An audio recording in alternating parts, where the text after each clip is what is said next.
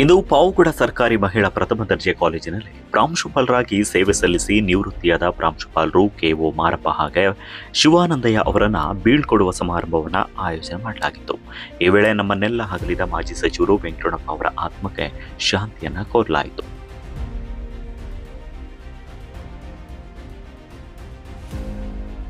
ಕಾರ್ಯಕ್ರಮದ ವೇದಿಕೆಯಲ್ಲಿ ಮುಖ್ಯ ಅತಿಥಿಗಳಾಗಿ ಆಗಮಿಸಿದ್ದ ಶಾಸಕರು ಎಚ್.ಬಿ. ವೆಂಕಟೇಶ್ ಅವರು ಮಾತನಾಡಿ ಹಳೆಯ ನೆನಪುಗಳನ್ನು ನೆನೆದು ನಿವೃತ್ತ ಗುರುಗಳ ಬಗೆಗೆ ಮೆಚ್ಚುಗೆಯನ್ನು ವ್ಯಕ್ತಪಡಿಸಿದರು.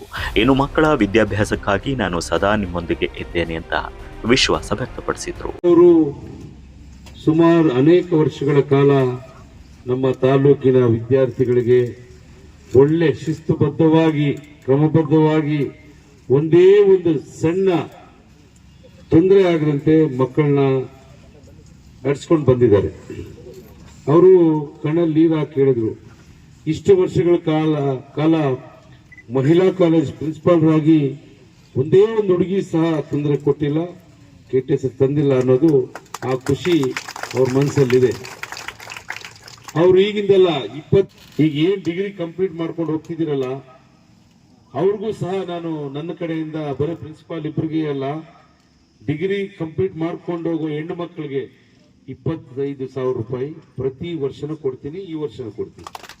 ಆಮೇಲೆ ನೀವು ಯಾರೇ ಬಂದ್ರಲ್ಲಿ ನನ್ನ ಹತ್ರ ಇಬ್ರು ಕೆಲವರು ನನಗೆ ಟಚ್ ಇರೋ ನಿಮ್ಮ ತಂದೆ ತಾಯಿಗಳು, ನಿಮ್ಮ ರಿಲೇಷನ್ಸ್ ಅಲ್ಲಿ ನಂದೇನ್ ಗೊತ್ತೇನಮ್ಮ, ಪ್ರತಿನಿತ್ಯ ಬಡವರೇ ನನ್ನ ಹತ್ರ ಬರೋದು. ಪ್ರತಿನಿತ್ಯ ಕಾಲೇಜ್ ಸೀಟ್ಗಳು ಕೊಡ್ಸೋಣ, ಹಾಸ್ಟೆಲ್ ಸೀಟ್ ಕೊಡ್ಸೋಣ, ಇದೇ ಬರೋದು. 2 ಹುಡುಗರು ಇಟ್ಟಿದ್ದೀನಿ ಅಲ್ಲಿ ನಮ್ಮ PA ಯಾರೇ ಬಂದ್ರು ಹಾಸ್ಟೆಲ್ ಬಿಟ್ಟು ಬರಬೇಕು.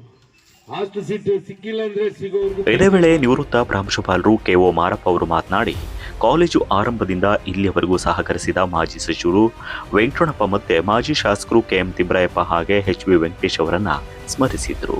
ನಿವೃತ್ತ ಗುರುಗಳು ಶಿವಾನಂದಯ್ಯ ಅವರು ಮಾತನಾಡಿದ್ರು. ಹಳೆಯ ನೆನಪುಗಳನ್ನ ನೆನಪಿಸಿಕೊಂಡು ಕೃತಜ್ಞತೆಯನ್ನ ಸಲ್ಲಿಸಿದ್ರು. ಈ ಕರ್ನಾಟಕದ ಗಡಿಯಂಚಿನ ಪಾವಗಡ, ಆ ಪಾವಗಡದಲ್ಲಿ ತಿಮ್ಮರಾಯಪ್ಪನವರು MLA ಆಗಿದ್ದಾಗ ಕಾಲೇಜ್ ಸ್ಟಾರ್ಟ್ ಆಗುತ್ತೆ. ಆ ಕಾಲೇಜು ನಮ್ಮ ಆವರಣ ಜೂನಿಯರ್ ಕಾಲೇಜ್ ಆವರಣದಲ್ಲಿ ಸ್ಟಾರ್ಟ್ ಆಗುತ್ತೆ. ಮೊದಲು ನಾವು YSH ನೋಡಲ್ ಆಫೀಸರ್ ಆಗಿರ್ತಾರೆ, ನೆನೆಸ್ಬೇಕು ಇವತ್ತು ಅವ್ರನ್ನ. ಅವರ ಒಂದು ಸಮ್ಮುಖದಲ್ಲಿ ಕಾಲೇಜ್ ಸ್ಟಾರ್ಟ್ ಆಗುತ್ತೆ. ಚಂದ್ರಪ್ಪ ಸರ್ ಬರ್ತಾರೆ. ಚಂದ್ರಪ್ಪನವರು ಬಂದಾಗ ಅನೇಕ ದಾನಿಗಳನ್ನ ಹಿಡ್ಕೊಂಡು ಕಾಲೇಜಿಗೆ ಒಂದು ಬುನಾದಿಯನ್ನು ಹಾಕ್ತಾರೆ. ಆನಂತರ ಅಲ್ಲಿ ಒಂದು ಜೂನಿಯರ್ ಕಾಲೇಜ್ ಇತ್ತು, ಹೈಸ್ಕೂಲ್ ಇತ್ತು. ನಮ್ಮ ವಿದ್ಯಾರ್ಥಿನಿಯರು, ನಾನು 2018 ಪ್ರಿನ್ಸಿಪಾಲ್ ಆಗಿ ಚಾರ್ಜ್ ತಗೊಂಡಾಗ ಸಾಕಷ್ಟು 500 ವಿದ್ಯಾರ್ಥಿಗಳು ಕುತ್ಕೊಳ್ಳಕ್ಕೆ ಇಲ್ಲ, ಸಪ್ರೇಟ್ ಕೋರ್ಸ್ ಇರ್ತದೆ. ಎಕ್ಸಾಮ್ ಟೈಮಲ್ಲಿ ನಾವು ಕ್ಯಾಂಡಲ್ ಇಟ್ಕೊಂಡು ಎಕ್ಸಾಮ್ ಮಾಡಬೇಕು. ಸೊಳ್ಳೆ ಕಾಟ ಎಷ್ಟೇ ಆದ್ರೂ ಪಾಪ. ಇವತ್ತು ನಾನು ದಿವಂಗತ ಧನುಂಜಯ ನೆನೆಸ್ತೀನಿ, ಹೈಸ್ಕೂಲ್ ಮಾಸ್ಟರ್ ಆಗಿದ್ರು. ಅವ್ರು ಸಹಕಾರ ನೀಡಿದ್ರು. ಆನಂತರ ಬಸಲಿಂಗಪ್ಪ ಸಹಕಾರ ನೀಡಿದ್ರು. ಏನೇ ಸಹಕಾರ ಕೊಟ್ಟರು ಸಹ ಅವ್ರ ವಿದ್ಯಾರ್ಥಿನಿಯರಿಗೆ ಮೊದಲು ಅಂತಕ್ಕಂಥದ್ದು ಸಾಕಷ್ಟು ಕಷ್ಟ. ಅದೇ ಟೈಮಲ್ಲಿ ಕೋವಿಡ್ ಅಲ್ಲಿ ಇಷ್ಟೇ ಜನಕ್ಕೆ ಎಕ್ಸಾಮ್ ಮಾಡ್ಬೇಕು ಅಂತಕ್ಕಂಥದ್ದು ಸಾಕಷ್ಟು ಹಿಂಸೆ ಆಯ್ತು. ಹೇಳಿದ್ರೆ 2 ದಿನಕ್ಕೆ ದುಡ್ಡು ತಂದು ಕೊಡೋರು. ನಮ್ಮ ಭಾಗದಲ್ಲಿ ತೆಂಗು ಅಡಿಕೆ ಎಲ್ಲ ಇದೆ, ಗುಬ್ಬಿ ತಾಲೂಕಿನಲ್ಲಿ ಹೇಳಿದ್ರು 1 ತಿಂಗಳಾದ್ರೂ ತಂದು ಕೊಡದಂತ ಜನ.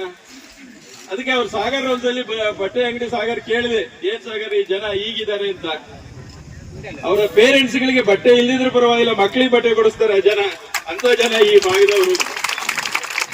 ನಾನು ಎಲ್ಲಾ ಕಡೆ ಹೇಳ್ತಾ ಬರ್ತೀನಿ, 620 ರೂಪಾಯಿ 2 ದಿನಕ್ಕೆ 300 ಮಕ್ಕಳು ತಂದು ಯೂನಿಫಾರ್ಮ್ ಅನ್ನ ಹೊಲ್ಸ ಅಂತವ್ರು.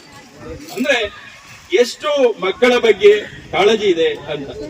ಬಹುಶಃ ನಾನು 2 ವರ್ಷ ಇಲ್ಲಿದ್ದೇನೆ, ಈ ಭಾಗದಲ್ಲಿ ಯಾವ ಪೇರೆಂಟ್ಸ್ ಕೂಡ ಪಬ್ಲಿಕ್ ಕೂಡ ನನ್ನ ಅಲ್ಲಿ ಬರ್ಲೇ ಇಲ್ಲ. ಕಾಲೇಜ್ ಹತ್ರ ಬಂದ್ರು ಕೂಡ ಸೌಜನ್ಯದಿಂದ ಮಾತಾಡ ಅಂತ.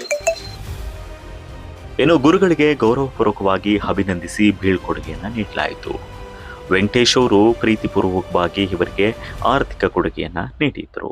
ಇದೇ ಸಂದರ್ಭದಲ್ಲಿ ಮುಖಂಡರಾದ ಮಾಜಿ ಪುರಸಭಾಧ್ಯಕ್ಷ ರಾಜೇಶ್, ಇನ್ನು ಸದಸ್ಯರಾದ ರವಿ, ಮುಖಂಡರಾದ ಹನುಮಂತರಾಯಪ್ಪ, TP ನಾಗರಾಜ್, ಶಂಕರ್ ರೆಡ್ಡಿ, ಮೈಲಪ್ಪ, ಅಮರ್ನಾಥ್, ರಂಗನಾಥ್, ಅಶೋಕ್ ಹಾಗೆ ಪೊಲೀಸ್ ಇನ್ಸ್ಪೆಕ್ಟರ್ ಸುರೇಶ್ ಸೇರಿದಂತೆ ಕಾಲೇಜು ಸಿಬ್ಬಂದಿಗಳು, ಮಕ್ಕಳು, ಹಳೆಯ ವಿದ್ಯಾರ್ಥಿಗಳು, ಪೋಷಕರು ಇದ್ದರು.